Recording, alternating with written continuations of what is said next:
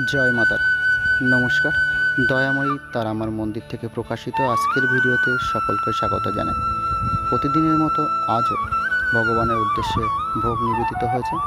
ছোট বাটায় নিবেদিত হয়েছে তুলসী পাতা সহযোগে ফল ও মিষ্টি, এবং বড় বাটায় নিবেদন করা হয়েছে তুলসী পাতা সহযোগে অন্ন, নিম বেগুন, সবুজ শাক এবং কুমড়ো আলুর তরকারি।